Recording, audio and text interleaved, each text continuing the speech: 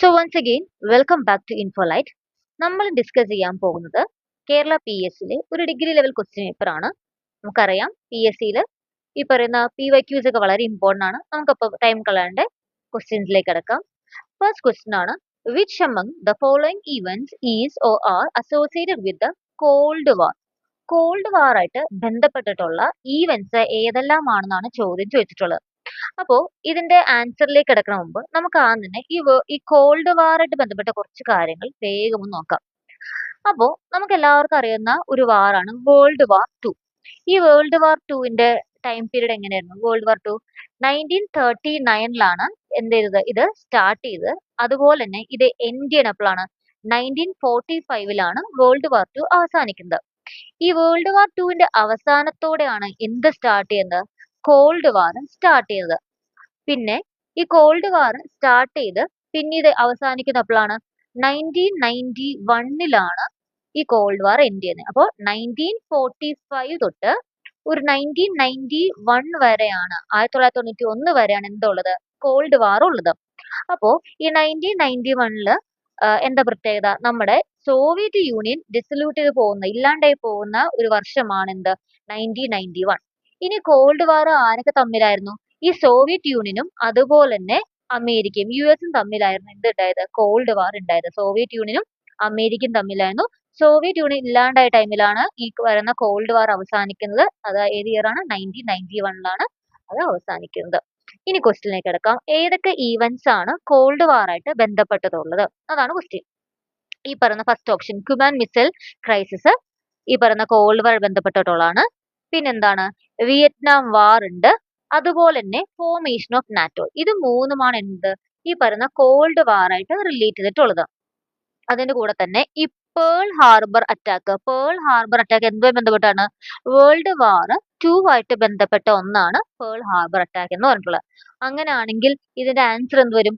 Option ഈ പറയുന്ന ഈ 1 കറക്റ്റ് ആണ്, അതുപോലെ തന്നെ 3 കറക്റ്റ് ആണ്, 4 കറക്റ്റ് ആണ്. സോ 1 3 4 വരുന്ന ഓപ്ഷൻ ആണ് ഓപ്ഷൻ എ ആണ് റൈറ്റ് ആൻസർ ആയിട്ട് വരുന്നത്. So option A is the right answer. അപ്പൊ ക്വസ്റ്റ്യൻ നോക്കാം, ഏതൊക്കെ ഈവൻസ് ആണ് കോൾഡ് വാർ ആയിട്ട് ബന്ധപ്പെട്ടുള്ളത്? ഏതൊക്കെയാണ്? ക്യൂബൻ മിസൈൽ ക്രൈസിസും അതുപോലെ വിയറ്റ്നാം വാറും അതുപോലെ തന്നെ ഫോർമേഷൻ ഓഫ് നാറ്റോ. ഇത് മൂന്നുമാണ് എന്ത് ബന്ധപ്പെട്ടുള്ളത്? കോൾഡ് വാർ ആയിട്ട് ബന്ധപ്പെട്ട് വരുന്നത്. ക്ലിയർ ആയല്ലോ? ക്വസ്റ്റ്യൻ നോക്കാം, which of the following statement is correct about the Mughal architecture? Mughal ആർക്കിടെക്ചറുമായി ശരിയായിട്ടുള്ള സ്റ്റേറ്റ്മെന്റ് ഏതാണ് ചോദിച്ചിട്ടുള്ളത്? ഫസ്റ്റ് സ്റ്റേറ്റ്മെന്റ് നോക്കാം, Shah Jahan founded the fort complex at Fatehpur Sikri. Fatehpur സിക്രിയില് ഫോർട്ട് കോംപ്ലക്സ് ഫൗണ്ട് ചെയ്തത് ഷാജഹാൻ ആണെന്നാണ് പറയുന്നത്. അത് ശരിയാണോ? അല്ല. നമ്മുടെ ഈ പറയുന്ന പണിഞ്ഞത് ആരാണ്? ഷാജഹാൻ ആണോ? അല്ല, ഷാജഹാൻ അല്ല. പകരം ആരാണ്? അക്ബർ ആണ് പണിഞ്ഞത്. അപ്പോ മുഗൾ എംപറർ തന്നെയാണ്, പക്ഷെ ഷാജഹാൻ അല്ല, അക്ബർ ആണ്. Akbar founded the fort complex at Fatehpur Sikri. അപ്പൊ ഓപ്ഷൻ 1 ശരിയാണോ? ഓപ്ഷൻ 1 ശരിയല്ല എന്ന് അറിഞ്ഞാൽ തന്നെ നമുക്ക് എന്ത് ചെയ്യാൻ പറ്റും? ഓൾ ഓഫ് ദ എബോവ് വരില്ല, ഈ 1 and 2 വരില്ല, 1 and 3 വരില്ല. അപ്പൊ തന്നെ നമ്മുടെ ആൻസറിലേക്ക് എത്തിക്കഴിഞ്ഞു, നൺ ഓഫ് ദ എബോവിലേക്ക് എത്തിക്കഴിഞ്ഞു. സ്റ്റിൽ നമുക്ക് ബാക്കിയുള്ള സ്റ്റേറ്റ്മെന്റ് കൂടി നോക്കാം. The lofty gateway to the Red Fort is known as Buland Darwaza. ആണോ? ലോഫ്റ്റി ഗേറ്റ് വേ ടു എങ്ങോട്ടേക്കുള്ള ലോഫ്റ്റി ഗേറ്റ് വേ ആണ് നമ്മള് ഈ പറയുന്ന ബുലന്ദ് ദർവാസ എന്ന് പറയുന്നത്? ജമാ മസ്ജിദിലേക്കാണ് അല്ലെ? ജമാ മസ്ജിദിലേക്കാണ് നമ്മൾ എന്ത് വിളിക്കുന്നത്? ഈ പറയുന്ന ബുലന്ദ് ദർവാസ എന്ന് വിളിക്കുന്നത്. ഈ ജമാ മസ്ജിദ് എവിടെ ലൊക്കേറ്റ് ചെയ്യുന്നത്? നമ്മുടെ ഫത്തേപൂർ സിക്രിയിലാണ് ജമാ മസ്ജിദ് ലൊക്കേറ്റ് ചെയ്യുന്നത്. ഓക്കെ, അപ്പൊ lofty gateway to Jama Masjid is known as the Buland Darwaza. കിട്ടിയോ? അടുത്ത, the Moti Masjid in Delhi was build by Jahangir. Jahangir ആണോ പറഞ്ഞേ? അല്ല. ആരാണ്? ഔറംഗസീബ് ആണ് പറഞ്ഞിട്ടുള്ളത്. അപ്പൊ ഔറംഗസീബാണ് മോട്ടി മസ്ജിദ് ഇൻ ഡൽഹി ബിൽഡ് ചെയ്തിട്ടുള്ളത്. അപ്പൊ ഒന്നുകൂടി പറയാം, അക്ബർ ആണ് fort complex at Fatehpur Sikri found ചെയ്തിട്ടുള്ളത്. ലോഫ്റ്റി ഗേറ്റ് വേ എവിടേക്കുള്ള ലോഫ്റ്റി ഗേറ്റ് വേനാണ്? ബുലന്ദ് ദർവാസ എന്ന് പറയുന്നത് ജമാ മസ്ജിദിലേക്കുള്ളതിനാണ്. മോട്ടി മസ്ജിദ് ഇൻ ഡൽഹി ആരാണ് ബിൽഡ് ചെയ്തിട്ടുള്ളത്? ഔറംഗസീബാണ് ബിൽഡ് ചെയ്തിട്ടുള്ളത്. അപ്പോൾ നമ്മുടെ സെക്കൻഡ് ആൻസർ ഏതാണ്? സെക്കൻഡിന്റെ ആൻസർ വരിക നൺ ഓഫ് ദ എബോ ആണ് ആൻസർ. കിട്ടിയോ? ഇനി നമ്മുടെ തേർഡ് ക്വസ്റ്റ്യൻ ആണ്, which of the following provision are not part of the Indian Independence Act 1947? എന്താണ്? ഇന്ത്യൻ ഇൻഡിപെൻഡൻസ് ആക്ട് 1947 പാർട്ടല്ലാത്തത് ഏതെല്ലാമാണ് വെച്ചിട്ടുള്ളത്? ഇവിടെ നമുക്ക് 4 സ്റ്റേറ്റ്മെന്റ്സ് തന്നിട്ടുള്ളത്. നമുക്ക് ഓരോ സ്റ്റേറ്റ്മെന്റ്സ് ആയിട്ട് നോക്കാം. ഫസ്റ്റ് സ്റ്റേറ്റ്മെന്റ് നോക്കാം, The Indian Independence Act 1947 was based on Mountbatten Plan. Mountbatten Plan based ചെയ്തിട്ടാണ് ഈ പറയുന്ന ആക്ട് ഫോം ചെയ്തേക്കുന്നത്. അത് കറക്റ്റ് ആണോ? അത് വളരെ ശരിയാണ്. സോ ഫസ്റ്റ് സ്റ്റേറ്റ്മെന്റ് കറക്റ്റ് ആണ്. The Act declared India an independent and sovereign state from August 15, 1947. ഇന്ത്യനെ ഒരു ഇൻഡിപെൻഡന്റും അതേപോലെ തന്നെ സോവറിൻ സ്റ്റേറ്റ് ആയിട്ട് ഓഗസ്റ്റ് 15, 1947 തൊട്ട് ഡിക്ലെയർ ചെയ്യും എന്ന് പറഞ്ഞാൽ ശരിയാണോ? അതും ശരിയാണ്. ഡിക്ലെയർഡ്. അപ്പോ ഈ പറയുന്ന ആക്ട് എന്ത് ഡിക്ലെയർ ചെയ്തു? ഇന്ത്യനെ ഒരു ഇൻഡിപെൻഡന്റ് അതേപോലെ തന്നെ സോവറിൻ സ്റ്റേറ്റ് ആയിട്ട് ഡിക്ലെയർ ചെയ്തു എന്നിട്ട് ഫ്രം ഓഗസ്റ്റ് 15, 1947 എന്ന് പറഞ്ഞ സ്റ്റേറ്റ്മെന്റും കറക്റ്റ് ആണ്. The act instituted the office of governor general who was to be appointed by the British King. ഈ ആക്ട് ആര് ഇൻസ്റ്റിറ്റ്യൂട്ട് ചെയ്തു? ഒരു office of governor general institute ചെയ്തു. അതും ആ ഗവർണർ ജനറലിനെ ആരായിരിക്കും അപ്പോയിന്റ് ചെയ്യുക? ബ്രിട്ടീഷ് കിങ് ആയിരിക്കും അപ്പോയിന്റ് ചെയ്യുക. അപ്പോൾ ആക്ട് ഒരു ഗവർണർ ജനറൽ ഓഫീസ് ഇൻസ്റ്റിറ്റ്യൂട്ട് ചെയ്തു. ആ ഗവർണർ ജനറൽ അപ്പോയിന്റ് ചെയ്യുന്നതായിരിക്കും ബ്രിട്ടീഷ് കിങ് ആയിരിക്കും. അത് ശരിയാണോ? അതും കറക്റ്റ് ആണ്. ഇനി ലാസ്റ്റ് സ്റ്റേറ്റ്മെന്റ് നോക്കാം. The act insisted that Indian princely states join the dominion of India.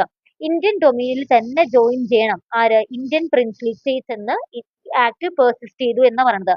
Princely സ്റ്റേറ്റിനോട് ഇന്ത്യയിൽ തന്നെ ജോയിൻ ചെയ്യണം എന്ന് പറഞ്ഞിട്ടുണ്ടോ?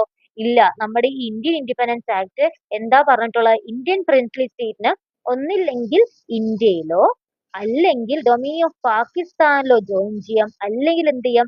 ഇൻഡിപെൻഡന്റ് ആയിട്ട് നിലനിൽക്കാമെന്നും പറഞ്ഞിട്ടുണ്ട്. ഒന്നില്ലെങ്കിൽ ഇന്ത്യയിൽ ജോയിൻ ചെയ്യാം, അല്ലെങ്കിൽ പാകിസ്ഥാൻ ജോയിൻ ചെയ്യാം, അല്ലെങ്കിൽ വേണമെങ്കിൽ ഒറ്റയ്ക്ക് ഇൻഡിപെൻഡന്റ് നിൽക്കാമെന്നും ആര് പറഞ്ഞിട്ടുണ്ട്? ഈ ആക്ട് തന്നിട്ടുണ്ട്. ആക്ട് ഇൻസിസ്റ്റ് ചെയ്തിട്ടുണ്ട്, അല്ലെങ്കിൽ ആക്ട് പറഞ്ഞിട്ടുണ്ട്. അല്ലാതെ ഒരിക്കലും ആക്ട് എന്ത് ചെയ്തിട്ടില്ല? ഇന്ത്യൻ പ്രിൻസ്ലി സ്റ്റേറ്റ്സിനോട് ഇന്ത്യയിൽ തന്നെ ജോയിൻ ചെയ്യണം, ഡൊമീനിയൻ ഓഫ് ഇന്ത്യയിൽ തന്നെ ജോയിൻ ചെയ്യണമെന്ന് എവിടെയും പറഞ്ഞിട്ടില്ല. ഇവിടെ തെറ്റായ ഓപ്ഷൻ. അപ്പൊ നാലാമത്തെ സ്റ്റേറ്റ്മെന്റ് ആണ് തെറ്റ്.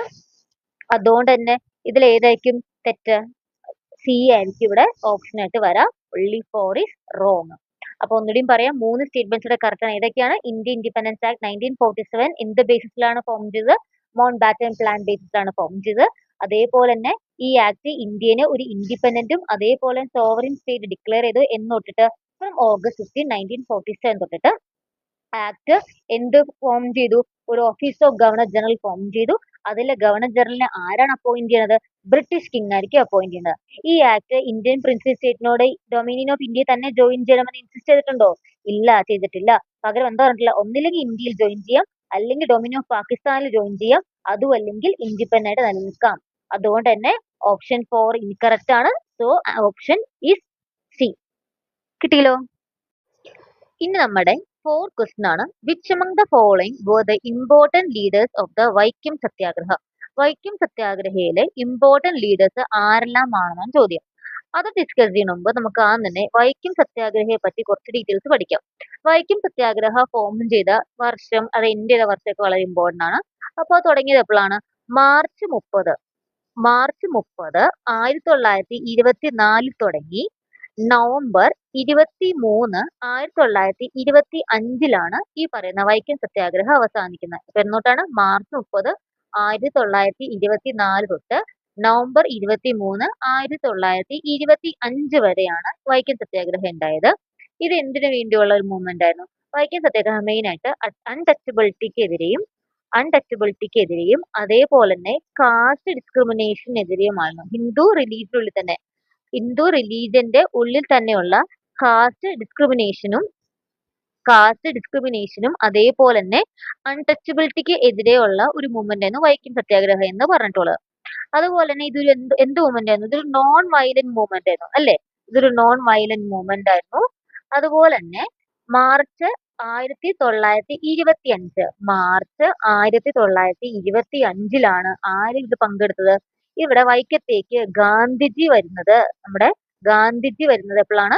ഈ പറയുന്ന മാർച്ച് 1925 ഗാന്ധിജി ഈ വൈക്കത്തേക്ക് എത്തുന്നത്. ഇതിലൂടെ നമ്മുടെ ഈ വൈക്കം സത്യാഗ്രഹത്തിലൂടെ വന്ന ഒരു പ്രൊക്ലമേഷൻ ആണ് എന്ത്? ടെമ്പിൾ എൻട്രി പ്രൊക്ലമേഷൻ, അല്ലെങ്കിൽ ക്ഷേത്ര പ്രവേശന വിളംബരം. അതെന്നാണ് വന്നത്? ഈ ടെമ്പിൾ എൻട്രി പ്രൊക്ലമേഷൻ വന്നു എന്ന് പറഞ്ഞു.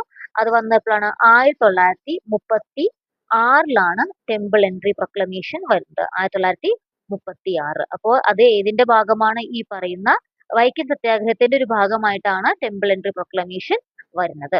ഓക്കെ ആണല്ലോ. ഇനി ഇതിന്റെ ലീഡേഴ്സ് ആരൊക്കെ നോക്കാം. അപ്പോ ഓപ്ഷൻസ് നോക്കാം. ഒന്നാമത്തെ ടി.കെ. മാധവൻ, പിന്നെ K P. Kesava Menon, Mannath Padmanabhan, Changanassery Parameswaran Pillai and C V. Kunhiraman. ഈ പറയുന്ന 5 പേര് എന്താണ് വൈക്കം സത്യാഗ്രഹയിൽ പങ്കെടുത്തിട്ടുള്ള ലീഡേഴ്സ് തന്നെയാണ്. ഇവരെല്ലാം തന്നെ ഇമ്പോർട്ടന്റ് ലീഡേഴ്സ് ആണ്. സോ ഓപ്ഷൻ ഡി ആണ് ഇവിടെ കറക്റ്റ് ആയിട്ട് വരുന്നത്. നമ്മുടെ വൈക്കം സത്യാഗ്രഹയിൽ പങ്കെടുത്തിട്ടുള്ള ഇമ്പോർട്ടന്റ് ലീഡേഴ്സ് തന്നെയാണ് ഈ പറഞ്ഞ 5 പേര്. ഏതൊക്കെയാണ്? T K. Madhavan, K P. Kesava Menon, Mannath Padmanabhan, Changanassery Parameswaran Pillai and C V. Kunhiraman. ഇവരെല്ലാവരും തന്നെ വൈക്കം സത്യാഗ്രഹയിൽ പങ്കെടുത്തിട്ടുള്ള ലീഡേഴ്സ് തന്നെയാണ്. കിട്ടിയല്ലോ. സോ നമ്മുടെ 5th ക്വസ്റ്റ്യൻ ആണ്, which of these statements on the Russian revolution is or are true? അപ്പൊ എന്താണ് റഷ്യൻ റെവല്യൂഷനുമായി ബന്ധപ്പെട്ടിട്ടുള്ള സ്റ്റേറ്റ്മെന്റ്സ് ആണ് പറഞ്ഞിട്ടുള്ളത്. ഇതിൽ ഏതെല്ലാമാണ് ശരി എന്നാ പറഞ്ഞിട്ടുള്ളത്. The Soviet was a body of workers representative set up to conduct strikes. അപ്പോൾ വർക്കേഴ്സ് സ്ട്രൈക്ക് നടത്താൻ വേണ്ടി ഉണ്ടാക്കിയിട്ടുള്ള ഒരു ബോഡിയാണ് സോവിയറ്റ് എന്ന് പറഞ്ഞിട്ടുള്ളത്. അത് ശരിയാണോ? അത് കറക്റ്റ് ആണ്. അപ്പൊ റഷ്യൻ റെവല്യൂഷൻ വന്നൊരു സംഭവമാണ് സോവിയറ്റ്. സോവിയറ്റ് എന്താണ്? വർക്കേഴ്സ് അവർക്ക് സ്ട്രൈക്സ് കണ്ടക്ട് ചെയ്യാൻ, സമരം നടത്താൻ വേണ്ടി ഉണ്ടാക്കിയിട്ടുള്ള ഒരു ബോഡിയാണ് സോവിയറ്റ്. അപ്പോൾ ഒന്നാമത്തെ സ്റ്റേറ്റ്മെന്റ് കറക്റ്റ് ആകുമ്പോൾ നമുക്ക് നമുക്ക് ഓപ്ഷൻസ് എലിമിനേറ്റ് ചെയ്യാൻ പറ്റുമോ? 1 വരുന്നുണ്ട്. ഓക്കെ, അപ്പൊ ഡി നമുക്ക് എലിമിനേറ്റ് ചെയ്യാൻ വേണ്ടി സാധിക്കും. അടുത്ത, the final goal of the Bolsheviks was not the establishment of socialism but the establishment of republic. ഈ ബോൾഷെവിക്സിന്റെ ഫൈനൽ ഗോൾ എന്ന് പറയുന്നത് എസ്റ്റാബ്ലിഷ്മെന്റ് ഓഫ് റിപ്പബ്ലിക് ആണ്, അല്ലാണ്ട് സോഷ്യലിസം അല്ല എന്ന് പറയുന്ന സ്റ്റേറ്റ്മെന്റ് ശരിയാണോ? അത് തെറ്റായ സ്റ്റേറ്റ്മെന്റ് ആണ്. ഓക്കെ, നമുക്ക് 2 തെറ്റാന്ന് മനസ്സിലായി. അപ്പൊ നമുക്ക് ഓപ്ഷൻ എ ഡിലീറ്റ് ചെയ്യാം. ഓക്കെ, അടുത്തത്, the first act of the Lenin government was the adoption of the decree on peace by which Russia withdrew from the First World War at the cost of losing many of her territory. അപ്പൊ Lenin government first act, അതിലൂടെ അവരെന്ത് ചെയ്തു? ആ government ഈ degree piece adopt ചെയ്തു. അതിലൂടെ Russia എന്ത് ചെയ്തു? ഫസ്റ്റ് വേൾഡ് വാറിൽ നിന്ന് വിഡ്രോ ചെയ്യുകയും ആ വിഡ്രോ ചെയ്തുകൊണ്ട് തന്നെ പല ടെറിട്ടറീസും അവർക്ക് റഷ്യക്ക് നഷ്ടപ്പെടേണ്ടി വരികയും ചെയ്തു. ആ സ്റ്റേറ്റ്മെന്റ് ശരിയാണ്. So third statement is correct. Okay, പിന്നെ Romanovs were the only dynasty to fall during the first world war. അത് ശരിയാണോ? അല്ല. ഫസ്റ്റ് വേൾഡ് വാറിൽ ഈ ഒരു ഡൈനാസ്റ്റി മാത്രമല്ല തകർന്നത്. സോ തെറ്റാണ്. അപ്പോ ഇവിടെ ആൻസർ എന്ത് വരും? ഓൺലി 1 and 3 മാത്രമാണ് correct. Option B is the right answer. അപ്പൊ ക്വസ്റ്റ്യൻ നോക്കുക, which of the following statements on Russian revolutions true? അപ്പൊ ഏതൊക്കെയാണ് കറക്റ്റ്? ഓപ്ഷൻ ഈ പറഞ്ഞ 1, ഈ Soviet was a body of workers representative setup to conduct strike correct ആണ്. അതേപോലെ തന്നെ ഈ പറയുന്ന ഒരു പീസ് ട്രീറ്റി, അതുകൊണ്ട് തന്നെ റഷ്യ എന്ത് ചെയ്തു? ലെനിൻ ഗവൺമെന്റ് ഫസ്റ്റ് ആയ ലെനിൻ ഗവൺമെന്റ് എന്തായിരുന്നു? Adoption of the decree on peace ആയിരുന്നു, ബൈ വിച്ച് റഷ്യ എന്ത് ചെയ്തു? ഫസ്റ്റ് വേൾഡ് വാറിന് വിഡ്രോ ചെയ്തു. അതിലൂടെ റഷ്യക്ക് കുറെ ടെറിട്ടറീസ് നഷ്ടമാവുകയും ചെയ്തു. അപ്പൊ ഈ 2 ഓപ്ഷൻസ് ആണ് correct. Option B is the right answer. 6ാമത്തെ ക്വസ്റ്റ്യൻ ആണെങ്കിൽ, which of the statements above the literary source of Kerala history is not true? Kerala history പറ്റിയുള്ള ലിറ്റററി സോഴ്സുകളാണ് താഴെ തന്നിട്ടുള്ളത്. അതില് ശരിയല്ലാത്തത് ഏത് എന്നാണ് ചോദിച്ചിട്ടുള്ളത്. ഒന്നാം സ്റ്റേറ്റ്മെന്റ് നോക്കാം. Tuhfat ul Mujahidin authored by Sheikh Zainuddin deal with a political history of the Portuguese period.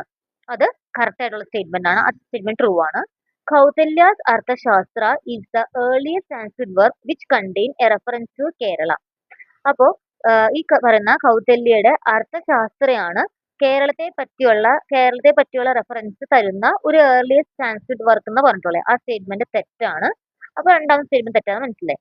The Guruvayur temple record prove that Tipu Sultan ordered an annual grant to the temple for the conduct of daily poojas. അപ്പോൾ ഗുരുവായൂർ ടെമ്പിൾ റെക്കോർഡ്സ് പരിശോധിച്ചപ്പോൾ ടിപ്പു സുൽത്താൻ എന്ത് ചെയ്തിട്ടുണ്ടായി? നമ്മുടെ ഈ പറയുന്ന ടെമ്പിളിന്റെ daily പൂജാസിന് വേണ്ടി ഒരു annual grant order ചെയ്തിട്ടുണ്ടായി, അല്ലെങ്കിൽ കൊടുത്തിട്ടുണ്ടായി എന്ന് പറയുന്നു. ആ സ്റ്റേറ്റ്മെന്റ് ട്രൂ ആണ്. അപ്പോൾ അത് കറക്റ്റ് ആണ്. പിന്നെന്താണ്? Marco Polo and Nicolo Conti were Spanish travellers who visited Kollam during the 14th century. ആ സ്റ്റേറ്റ്മെന്റ് തെറ്റാണ്. അപ്പോൾ ഇവിടെ ശരിയായ 2 സ്റ്റേറ്റ്മെന്റ് 1ഉം 3 ആണെങ്കിൽ നമ്മുടെ ആൻസർ വരുന്നത് എന്താണ്? തെറ്റായ സ്റ്റേറ്റ്മെന്റ് ആണ്. So our answer will be 2 and 4. That is option B is our answer. രണ്ടാമത്തെ സ്റ്റേറ്റ്മെന്റും നാലാമത്തെ സ്റ്റേറ്റ്മെന്റ് ആണ് തെറ്റായിട്ട് ഉള്ളത്. ഇനി നെക്സ്റ്റ് ക്വസ്റ്റിനിലേക്ക് കിടക്കാം. 7ാം question. Which of the following statements about the non cooperation movement is correct? Non cooperation മൂവ്മെന്റിനെ പറ്റിയുള്ള സ്റ്റേറ്റ്മെന്റ്സ് ആണ് തന്നിട്ടുള്ളത്. അതിൽ ഏതെല്ലാമാണ് ശരി എന്ന് ചോദിച്ചിട്ടുള്ളത്. ഒന്നാമത്തെ സ്റ്റേറ്റ്മെന്റ് വായിക്കാം. The non-cooperation movement was started by Gandhi on 1st August 1920. അത് കറക്റ്റ് ആണ്. നോൺ കോപ്പറേഷൻ മൂവ്മെന്റ് സ്റ്റാർട്ട് ചെയ്യുന്നതാണ് 1920 തന്നെയാണ് സ്റ്റാർട്ട് ചെയ്തത്. അതുപോലെ തന്നെ 1st ഓഗസ്റ്റ് തന്നെയാണ്. 1st ഓഗസ്റ്റ് 1920 എന്ത് സ്റ്റാർട്ട് ചെയ്തത്? നമ്മുടെ നോൺ കോപ്പറേഷൻ മൂവ്മെന്റ് സ്റ്റാർട്ട് ചെയ്തത്. So statement 1 is correct. അടുത്ത നോക്കാം. The removal of untouchability among the Hindus and the promotion of the Hindu-Muslim unity were part of the program. ഹിന്ദുസിനിടയിലുള്ള untouchability ഇല്ലാണ്ടാക്കുക, അതേപോലെ തന്നെ ഹിന്ദു മുസ്ലിം തമ്മിലുള്ള ആ ഒരു ഐക്യം, യൂണിറ്റി പ്രൊമോട്ട് ചെയ്യുക എന്നത് നോൺ കോപ്പറേഷൻ മൂവ്മെന്റിന്റെ ഒരു ലക്ഷ്യമായിരുന്നു എന്ന് പറഞ്ഞാൽ അത് ശരിയാണ്. അതും ട്രൂ തന്നെയാണ്. The goal of the non-cooperation movement was the attainment of self-governance through any means. Non cooperation movement goal എന്ന് പറയുന്നത് സെൽഫ് ഗവൺമെന്റ് അച്ചീവ് ചെയ്യുന്നതാണ് ത്രൂ എനി മീൻ. ഇതാണ് ഇവിടുത്തെ പ്രശ്നം. എനി മീൻ ആണോ? അല്ല. എന്താണ്? നമ്മുടെ നോൺ വയലൻസിലൂടെ തന്നെ വേണം എന്ത് ചെയ്യാൻ വേണ്ടി, നമ്മൾ നമ്മുടെ ആവശ്യങ്ങൾ അല്ലെങ്കിൽ നമ്മുടെ എയിം അച്ചീവ് ചെയ്യാൻ വേണ്ടി. അല്ലാണ്ട് എനി മീൻ അല്ല. എങ്ങനെയെങ്കിലും നേടിയാൽ പോരാ, നോൺ വയലൻസിലൂടെ തന്നെ നമ്മുടെ ആ ഒരു ഗോൾ അച്ചീവ് ചെയ്യണമെന്നായിരുന്നു. അതുകൊണ്ട് തന്നെ തേർഡ് സ്റ്റേറ്റ്മെന്റ് തെറ്റാണ്. The Chowri Chowra incident led to the suspension of the non-cooperation movement. അത് ട്രൂ ആണ്. അപ്പോ ഇവിടെ ഏതൊക്കെയാണ് ശരിയായിട്ടുള്ള ക്വസ്റ്റ്യൻ? അപ്പൊ ഏതൊക്കെയുണ്ട്? 1ഉം 2ഉം 4ഉം ആണ് ശരി. 1ഉം 2ഉം 4ഉം ശരിയാകുമ്പോൾ ഇവിടെ ഓപ്ഷൻ എ ആണ് കറക്റ്റ് ആയി വരിക. ഓക്കെ ആണല്ലോ. ഇനി നമ്മുടെ നെക്സ്റ്റ് ക്വസ്റ്റ്യൻ ആണ് 8ാമത്തെ question. Which among the following were the main aim of the UNO? യുഎൻഒയുടെ എയിം എന്താണെന്നാണ് ക്വസ്റ്റ്യൻ. അപ്പോൾ UNO എന്താണ്? യുഎൻഒയുടെ ഫുൾ ഫോം എന്താണ്? United Nations Organisation. അതാണ് എന്ത് നമ്മുടെ ഈ പറഞ്ഞ UNOയുടെ ഫുൾ ഫോം ആണ് യുണൈറ്റഡ് നേഷൻ ഓർഗനൈസേഷൻ. ഇതെന്നാണ് ഫോം ചെയ്തത്? 1945 നമ്മുടെ ഈ പറഞ്ഞ UNO ഫോം ചെയ്യുന്നത് after the world war 2. World war 2 ശേഷം 1945 UNO ഫോം ചെയ്യുന്നത്. ഇനി അതിന്റെ എയിമുകൾ ഏതൊക്കെയാണെന്ന് കറക്റ്റ് നോക്കാം.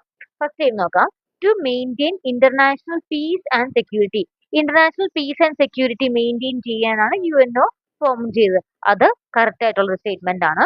To develop friendly relation among nations രാജ്യങ്ങൾ തമ്മിൽ ഒരു ഫ്രണ്ട്ലി റിലേഷൻ മെയിൻറ്റെയിൻ ചെയ്യുക, ഡെവലപ്പ് ചെയ്യുക, അതും ട്രൂ ആയിട്ടുള്ള സ്റ്റേറ്റ്മെന്റ് ആണ്. To achieve international cooperation in solving international problems. എന്താണ്? ഇന്റർനാഷണൽ പ്രോബ്ലംസ് സോൾവ് ചെയ്യാൻ വേണ്ടി ഒരു ഇന്റർനാഷണൽ കോപ്പറേഷൻ അച്ചീവ് ചെയ്യണം. അതും ശരിയായിട്ടുള്ള സ്റ്റേറ്റ്മെന്റ് തന്നെയാണ്. Promoting respect for human rights and fundamental freedom. Fundamental ഫ്രീഡംസിനും അതേപോലെ ഹ്യൂമൻ റൈറ്റ്സിനും റെസ്പെക്ട് പ്രൊമോട്ട് ചെയ്യാം. അതും സ്റ്റേറ്റ്മെന്റ് കറക്റ്റ് ആണ്. അപ്പോൾ 8ാമത്തെ ആൻസർ എന്താണ്? എല്ലാ സ്റ്റേറ്റ്മെന്റും ശരിയാണ്. So answer is option D, all the above are correct. കിട്ടിയല്ലോ. നെക്സ്റ്റ് നോക്കാൻ പോകുന്നതാണ് 9ാം question. Which of the following statement about the socio religious reform movement in Kerala is incorrect? അപ്പോൾ സോഷ്യോ റിലീജിയസ് റിഫോംസ് ആണ്. അതെന്താ ചോദിച്ചിട്ടുള്ളത്? ഏതൊക്കെയാണ് ഇൻകറക്റ്റ് എന്നാണ് ചോദിച്ചിട്ടുള്ളത്. ഏതൊക്കെയാണ് ഇൻകറക്റ്റ്? അപ്പൊ socio religious reform movement in Kerala is incorrect. ഒന്നാമത് നോക്കാം. ദ SNDP യോഗം ഫോം ചെയ്ത് 1903 അണ്ടർ ശ്രീനാരായണ ഗുരു. അത് ശരിയല്ലേ?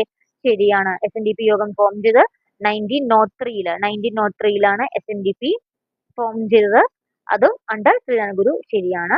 അടുത്ത Sadhujana Paripalana Sabha was form by doctor Palpu in 1905. ആ സ്റ്റേറ്റ്മെന്റ് തെറ്റാണ്. അടുത്ത യോഗക്ഷേമ സഭ വാസ് ഫോംഡ് ഇൻ 1908. അത് കറക്റ്റാണ്. അപ്പൊ 1908 എന്ത് ഫോം ചെയ്തത്? യോഗക്ഷേമ സഭ ഫോം ചെയ്തത്. ആ സ്റ്റേറ്റ്മെന്റ് ട്രൂ ആണ്. അത് ഇതിനടുത്ത് എന്താണ്? The NSS was found in 1914 by Mannath Padmanabhan. അപ്പൊ NSS എപ്പോഴാണ് ഫോം ചെയ്തത്? 1914 NSS ഫോം ചെയ്തത്. അതെന്താണ്? അതാരാണ് ഫോം ചെയ്തത്? മന്നത്ത് പത്മനാഭനാണ് ഫോം ചെയ്തത്. അപ്പൊ ആ സ്റ്റേറ്റ്മെന്റും ട്രൂ ആണ്. ഇപ്പൊ നമ്മുടെ ക്വസ്റ്റ്യൻ എന്താണ്? ഇൻകറക്റ്റ് ഏതാണ്? അപ്പൊ ഇവിടെ ഇൻകറക്റ്റ് സ്റ്റേറ്റ്മെന്റ് ഏതാണ്? The Sadhujana Paripalana Sabha was form by doctor Palpu in 1905 എന്ന സ്റ്റേറ്റ്മെന്റ് ആണ് തെറ്റായിട്ടുള്ളത്. അപ്പൊ ഏതൊക്കെയാണ് ശരി? SNDP യോഗം ഫോം ചെയ്ത് 1903, ഗുരുവാണ് ഫോം ചെയ്തത്. കറക്റ്റ് ആണ്. യോഗക്ഷേമ സഭ ഫോം ചെയ്ത് 1908 അതും ശരിയാണ്. NSS മന്നത്ത് പത്മനാഭനാണ് ഫോം ചെയ്തത്. അതെന്നാ ഫോം ചെയ്തത്? 1914 ആണ്, അതും ശരിയാണ്. അപ്പോൾ ഇവിടെ ഈ ഓപ്ഷൻ ബി തെറ്റാവാനുള്ള കാരണം എന്താണ്? സാധുജന പരിപാലന സഭ ഫോം ചെയ്ത ഡോക്ടർ പൽപ്പു തന്നെയാണ്. പക്ഷെ അവിടെ ഇയർ ആണ് തെറ്റായി പോയിട്ടുള്ളത്. ഇയർ എന്താണ്? 1898 എന്ത് ഫോം ചെയ്തത്? ഈ പറയുന്ന സാധുജന പരിപാലന സഭ അല്ലെങ്കിൽ SPS ഫോം ചെയ്തത്. എപ്പോഴാണ്? 1898 ഫോം ചെയ്തിട്ടുള്ളത്. അപ്പൊ അതുകൊണ്ടാണ് ഓപ്ഷൻ ബി തെറ്റ്. ഇവിടെ അത് ഫോം ചെയ്തത് ഡോക്ടർ പൽപ്പു തന്നെയാണ് കേട്ടോ. ഇനി 10th ക്വസ്റ്റ്യൻ ആണ്. Which of the following were the result of the revolt of 1857? 1857 റിവോൾട്ടിന്റെ റിസൾട്ട് അല്ലെങ്കിൽ അത് കഴിഞ്ഞിട്ട് ഉണ്ടായത്, അത് കാരണം ഉണ്ടായ കാരണങ്ങൾ എന്തെല്ലാം വന്നിട്ടുള്ളത്? First one, the British parliament pass the better government of India act. അത് ട്രൂ ആണ്, അത് പാസ് ചെയ്തു. രണ്ടാമത്, rule of the East India Company ended. നമ്മുടെ ഇന്ത്യ ഇനി ഈസ്റ്റ് ഇന്ത്യ കമ്പനിയുടെ അണ്ടറിലുള്ള ആയിരിക്കില്ല, പകരം ആരായിരിക്കും ഇന്ത്യ ടേക്ക് ഓവർ ചെയ്യുന്നത്? Take over by the British crown ആണ്, അതും ശരിയാണ്. The office of the secretary of state for India was created. Secretary of state, നമ്മുടെ secretary of state office setup ചെയ്തപ്പോഴാണ്? ഈ റിവോൾട്ട് 1857 ശേഷമാണ് office of the secretary of state of India was created, അതും ശരി തന്നെയാണ്. The communal representation and dyarchy were introduced. ഈ പറയുന്ന communal representation എപ്പോഴാണ് ഇൻട്രൊഡ്യൂസ് ചെയ്തത്? കമ്മ്യൂണൽ റെപ്രസെന്റേഷൻ ഇൻട്രൊഡ്യൂസ് ചെയ്തത് എപ്പോഴാണ്? 1909 ഇൻട്രൊഡ്യൂസ് ചെയ്തത്. അതുപോലെ ഡയാർക്കി ഇൻട്രൊഡ്യൂസ് ചെയ്തത് എപ്പോഴാണ്? 1919 ഡയാർക്കി ഇൻട്രൊഡ്യൂസ് ചെയ്യുന്നത്. അപ്പോൾ ഇത് രണ്ടും എന്ത് ചെയ്തിട്ടില്ല? റിവോൾട്ട് 1857 വന്ന കാര്യങ്ങളല്ല. അപ്പൊ നമുക്ക് നാലാമത്തെ സ്റ്റേറ്റ്മെന്റ് കളയാം.